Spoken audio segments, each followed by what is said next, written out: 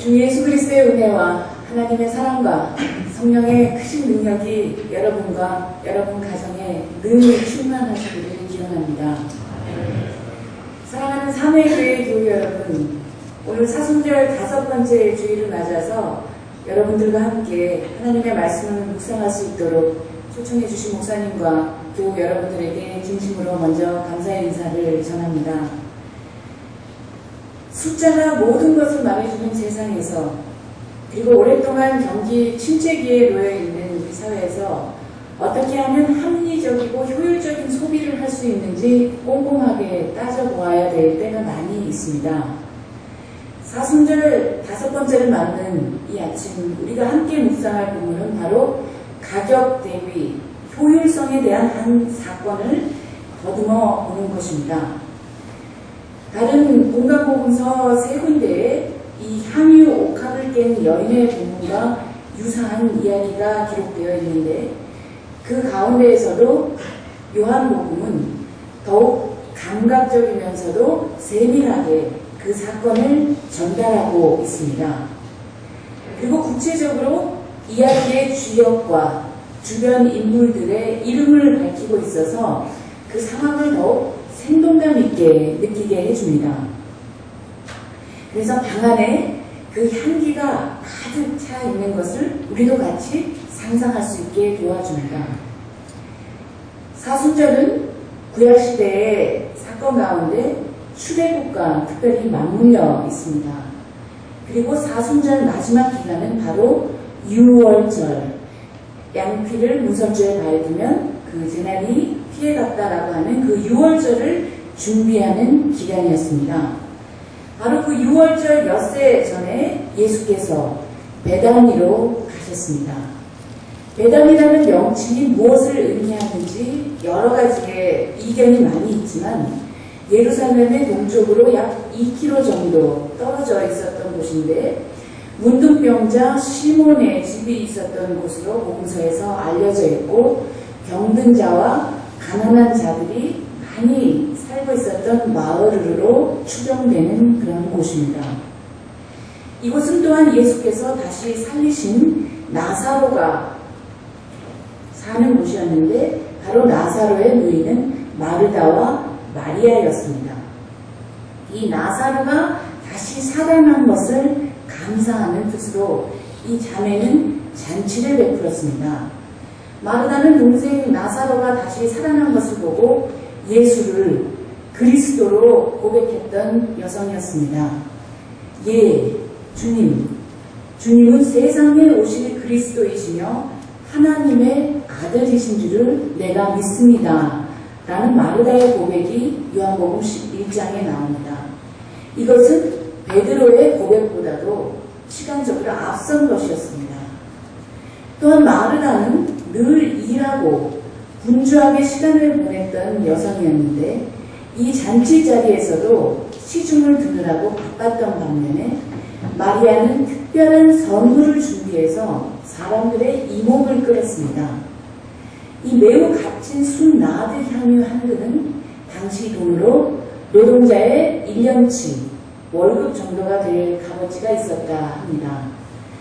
야생초 나드의 줄기와 뿌리에서 어렵게 채취하고 원산지인 인도 지방에서 팔레스틴까지 오게 되는 그 운반 비용까지 겹쳐져서 굉장히 귀했다라고 하는 이 향유의 한 근 분량을 마리아는 대담하게도 모두 예수의 발에 붓고는 자신의 긴 머리칼로 그 발을 닦았다고 성경은 전하고 있습니다.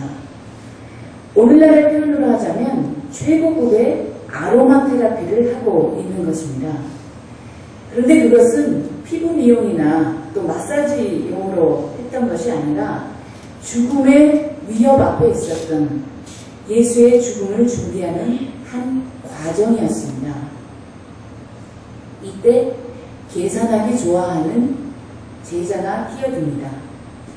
복음서의 다른 이야기들에서도 제자들은 늘 재화적인 가치로 따지고 듭니다. 예수께서는 재화적인 가치보다 잠재적인 가치, 돈으로 환산할 수 없는 그런 가치를 중요시한 반면에 제자들은 항상 산술적인 가치만을 계산해내고 땅의 잣대를 가지고서 나름대로의 효율성을 따지고 듭니다. 하늘에서의 관점과 땅의 관점에서의 계산법이 극명하게 대조를 이루는 그런 대목입니다. 제자 가운데 회개 일을 맡아보았던 감사람 유다가 말했습니다.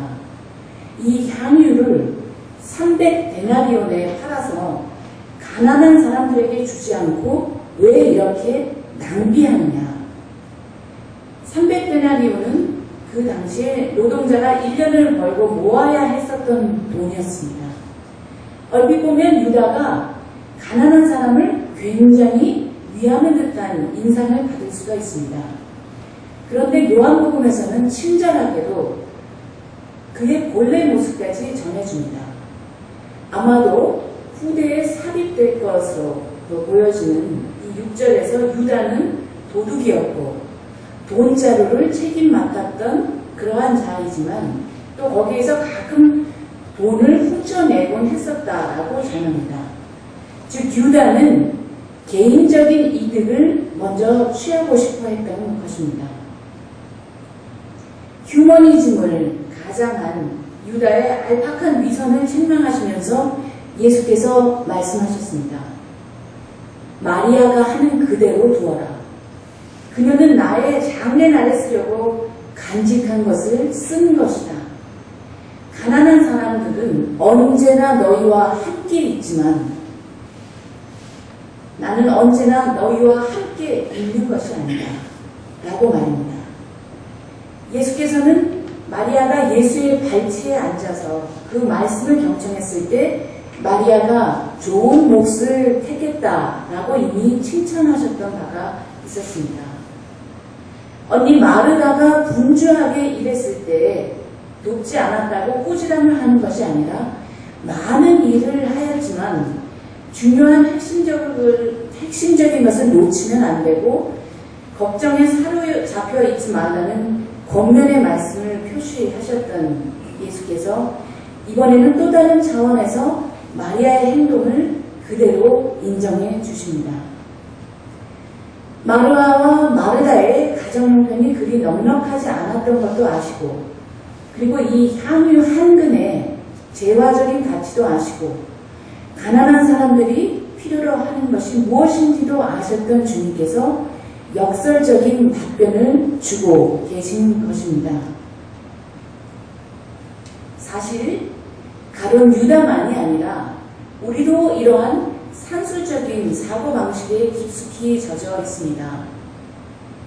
숫자와 관련된 내용을 언급할 때면 저는 먼저 센텍스베리의 어린 왕자를 떠올리게 됩니다. 어린 왕자의 책 가운데 이런 대목이 있습니다. 어른들은 숫자를 좋아한다. 어른들에게 새 친구에 대해 말할 때 그들은 본질적인 것에 대해 물어보는 법이 없다.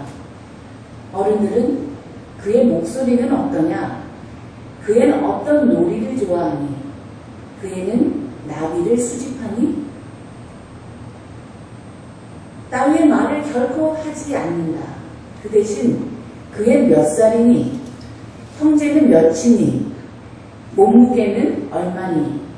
아버지 수입은 얼마니? 따위만 묻는다.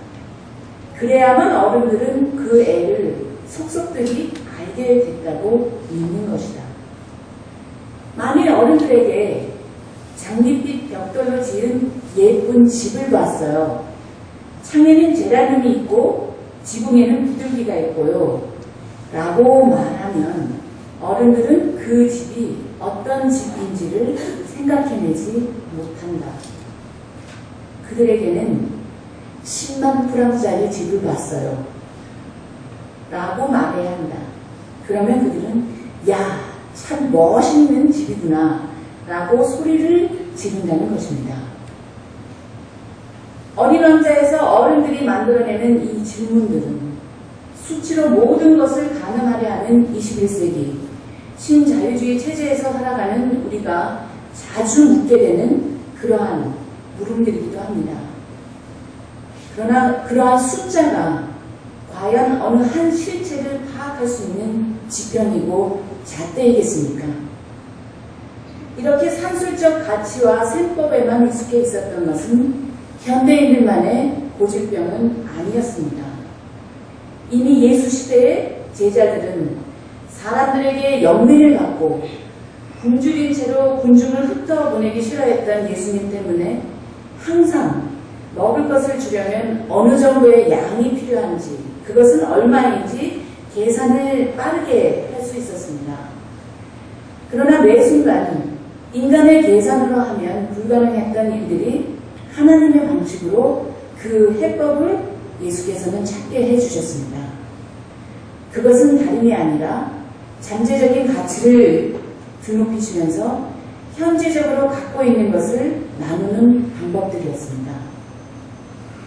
이 아침 이 본문이, 요한복음 본문이 우리에게 주는 메시지를 저는 다음과 같이 세 가지의 측면에서 정리해 보고자 합니다. 첫째, 예수께서는 우리에게 우리의 산술적인 가치와는 다른 셈법을 일러주고 계신다는 사실입니다. 우리의 지상적인 삶에서 비용과 효율 사이의 비교는 늘 중요한 것입니다. 특별히 경제학 원론에서도 나오지 않는 마이너스 금리 시대를 살아가는 오늘날의 자본주의 사회에서 살아가자면 고비용 저효율보다는 저비용 고효율의 경제적 가치를 따져보는 것이 무척 필요할 것입니다. 그런데 예수께서는 오히려 이 아침 우리에게 거룩한 낭비를 할 것을 부추기고 계십니다. 무엇을 위해서 그러십니까?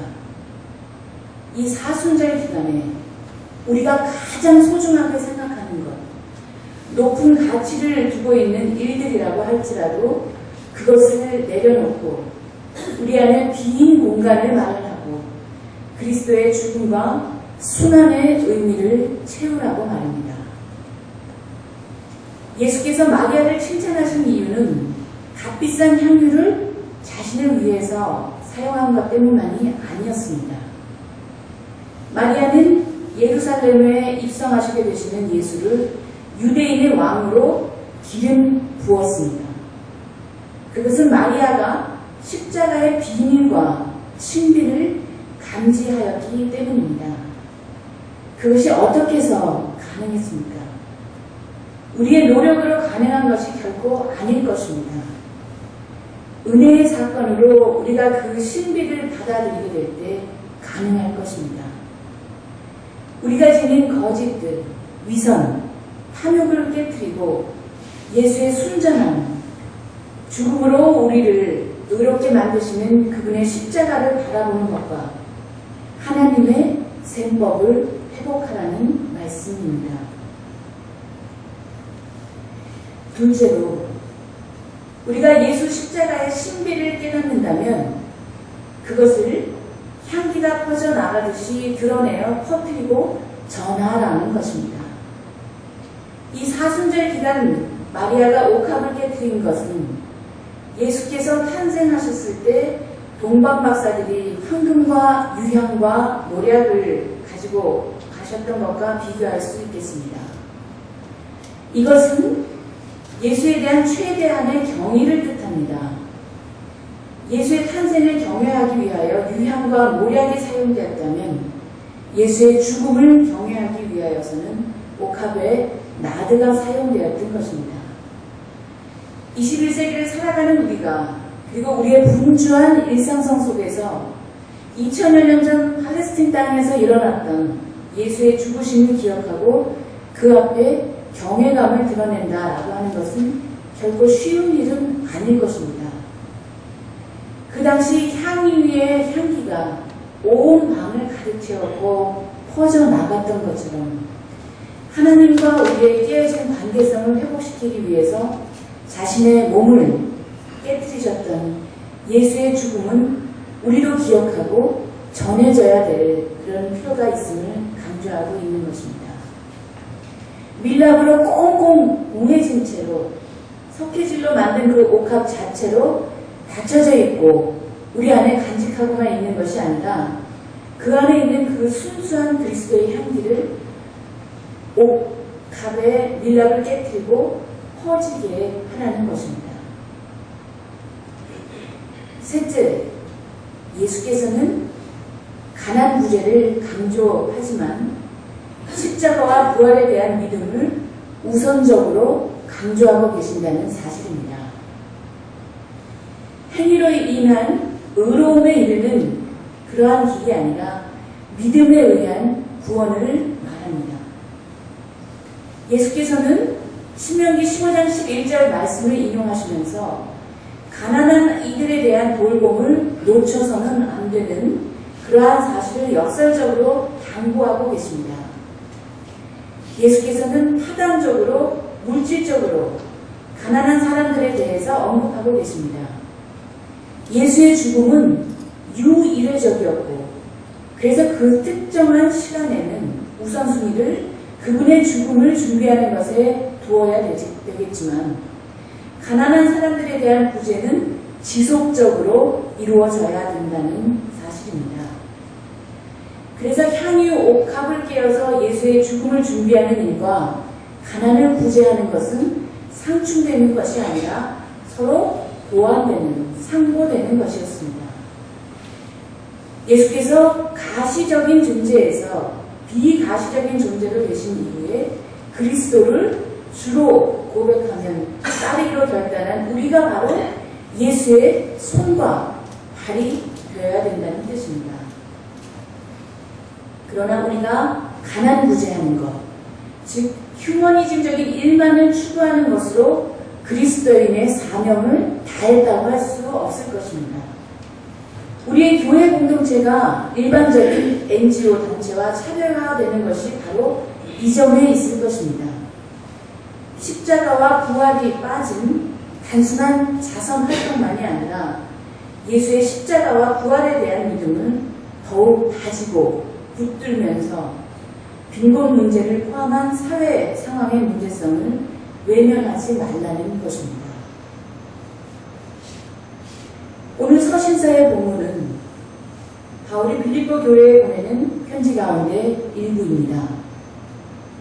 빌립보 교회는 유럽 최초로 세워진 교회였으며 바울의 선교 사역을 가장 적극적으로 도와주었던 그리고 넉넉하게 후원해 주었던 교회였습니다.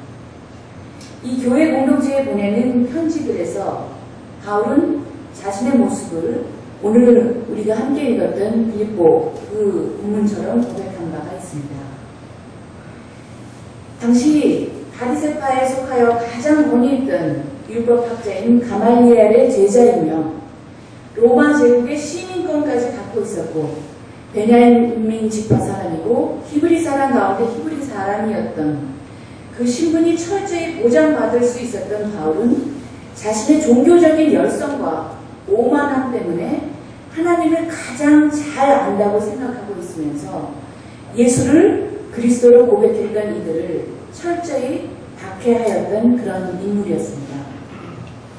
그런데 여러분들 잘 아시다시피 다메섹 도상에서의 체험으로 인해서 전적인 변화를 가져왔던 바울은 그리스도 때문에 그동안에 그에게 이루었던 것은 무엇이든지 해로운 것으로 여기게 되었습니다.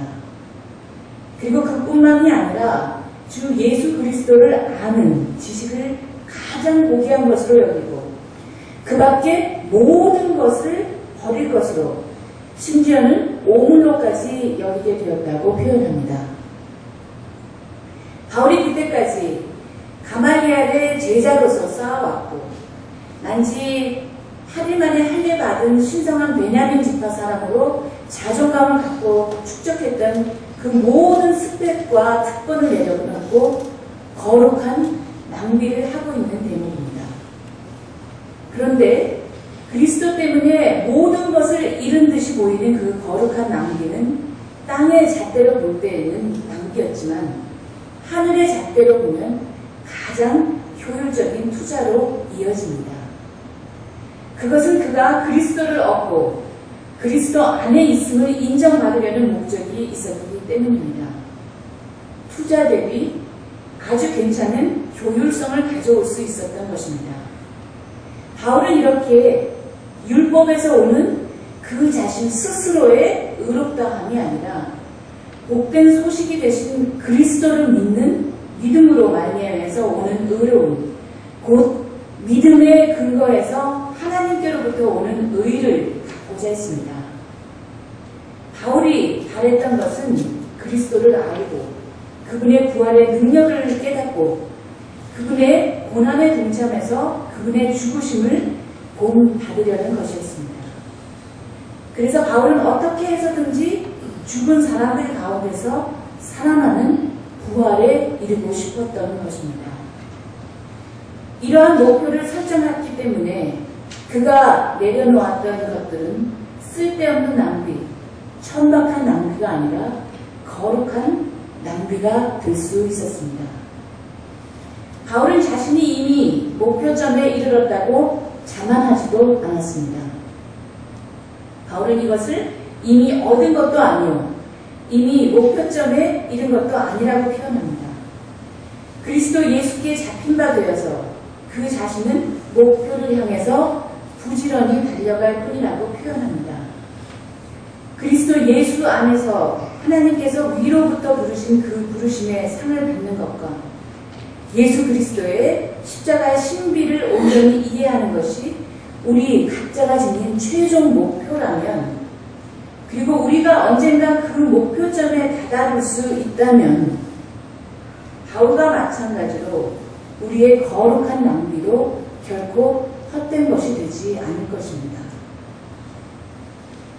향유를 부음으로써 한 여인이 예수의 죽음을 준비하는 이 장면, 메시아의 순환을 얘기하는 이 여인 마리아의 행동은 예수의 시신의 발을 향유를 준비해서 무덤을 찾았고 부활의 첫 증언자가 되었던 여성들의 행동과도 이어집니다. 이것은 당시의 상황에서 매우 특별한 의미를 지니고 있었을 뿐만이 아니라 재화적인 가치가 우상이 되어서 지배하는 21세기 우리의 상황에서도 여전히 중요한 의미를 지닙니다. 마리아의 행동은 이 여인의 행동을 기리고 찬양하는 여성신학적인 접근이나 혹은 그 행동을 본받아서 옥합을 깨뜨려 헌금을 많이 내자는 식으로 해서 해석하는 것으로 그칠 수가 없습니다. 많은 교회에서 옥합 헌금을 작정해서 사용하고 있고 그것은 물론 그 나름대로도 의미가 있을 것입니다. 그런데 우리가 성서를 도덕 교과서의 한 이야기로만 전락시켜 버리지 않으려고 한다면 그 이상의 메시지를 끌어내야 할 것입니다. 이 사순절 기간, 여러분들은 여러분들의 일터와 삶터에서 무엇에 우선순위를 두고 여러분의 시간, 여러분이 가장 귀히 여기는 것을 어떻게 소비하고 계십니까? 예수의 만남이 우리에게 1년 동안의 공급을 털어넣을 만큼 우리의 삶의 가장 우선적인 가치로 작용하고 있는 것일까요? 예수의 죽음과 부활에 우리의 존재 전체를 맡겨버리고 싶을 만큼 그 강렬한 사랑의 체험이 우리 안에 있는 것일까요? 우리 안에는 상술적인 계산에 휩싸여서 가장 소중하고 중요한 것을 보완하지 못하며 끊임없는 배반의 역사를 이어가는 유다의 모습이 있지는 않은지, 제자들이 미처 깨닫지 못하였던 순간에 이미 예수께서 설명하셨던 죽음의 의미를 감지하고 값비싼 향유를 아낌없이 예수의 발에 부었던 마리아의 예언자적인 행동은 결코 쓸모없는 낭비가 아니었습니다. 우리도 이 사순절 기간 동안 간절한 마음으로 우리가 가치 있게 여겼던 많은 것들을 내려놓고 거룩한 낭비를 하면서 바울이 목표를 설정하고 그 방향을 향하여서 끊임없이 달려갔던 것처럼 그리스도의 순환과 부활에 대한 믿음으로 우리의 시간들을 채워나가게 되기를 바랍니다. 광야에 물을 대고 사망의 강을 내시면서까지 택하신 백성에게 물을 마시게 하시려고 애를 쓰시는 하나님, 들짐승과 이리와 타조에게도 찬양받으시기에 합당한 분께서 우리에게 권면하십니다. 지나간 일을 기억하려고 하지 말며 옛 일을 생각하지 말라고 말입니다. 십자가의 죽음으로 옛 질서를 무너뜨리시고 항상 새로운 질서를 세우시는 하나님께서 십자가를 통한 부활로 이루시는 새 일을 마음에 품으면서 앞을 향하여 달려가시는 삼위의 교우 여러분 되시기를 간절히 축원합니다.